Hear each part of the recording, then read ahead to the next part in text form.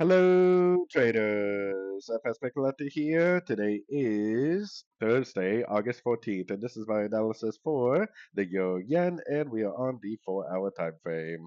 So on the Euro Yen, first of all, if you saw yesterday's video, I was saying that this likely could turn down at a fib level just like it did. But anyways, we have impulsive down, we have a break of structure, we have what looks like 1, 2, 3 up. So this is obviously either an A or 1. The three waves up is obviously either a B or a 2. And I think we are very clearly either in a wave 3 or a wave C.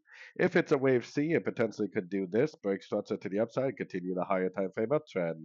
If it's a wave 3, it potentially wouldn't break structure, but instead would stay very, very impulsive, making lower lows, lower highs, which would be great for us because we would just continue to look for shorts on shorter time frames. So going down to the 1 hour time frame, whether it's a wave C or whether it's a wave 3 really doesn't matter at this point. The trading strategy would be exactly the same, which would be that we would be looking for three-way pullbacks on these shorter time frames to go short every single chance we get until we can either identify the end of a wave C or we can identify the end of a wave 3. So anyways, don't forget to check out my website linked over here in the corner. And as always, thank you for watching and happy trading.